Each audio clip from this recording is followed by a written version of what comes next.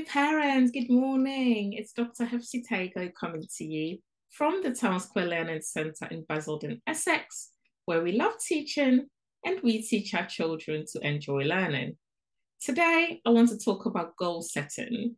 It's one of those things where actually, according to science, about 93% of people, these are adults, never achieve their goals. And this is perhaps because you don't know how to effectively go about setting these goals to then achieve the targets that you want to be getting from your goals. What I want to do in this recording is talk about how parents can support their children to get into the habits of setting goals as they're going through life, as they're going through the educational journey, so they're better equipped to take responsibility for their own actions. First of all, let's look at some of the importance of goal setting.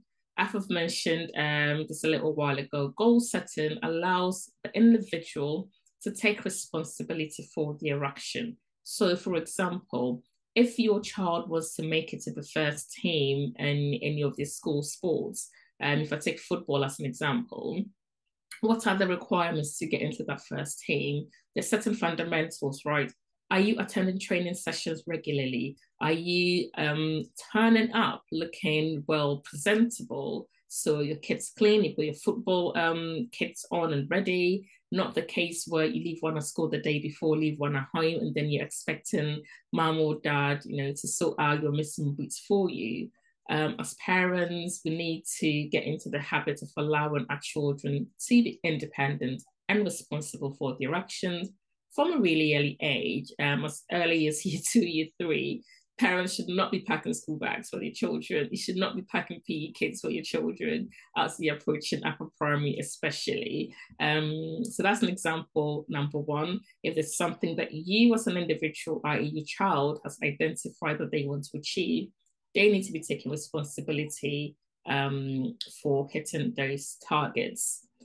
Secondly, if, for example, or at the start of every term, it's a good practice for parents to sit together with their children and sort of say, this is how we did last term.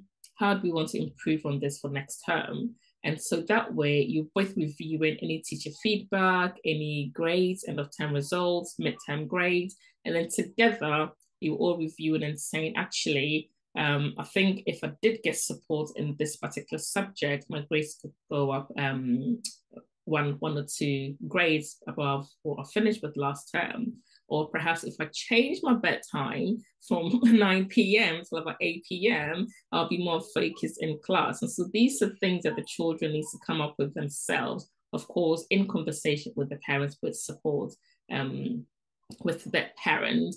Finally, another advantage of getting children setting goals is that it's a life skill. And it's one of those things that, as I said earlier, not many people know how to effectively set and work their goals to achieve what they really want to get out of those goals.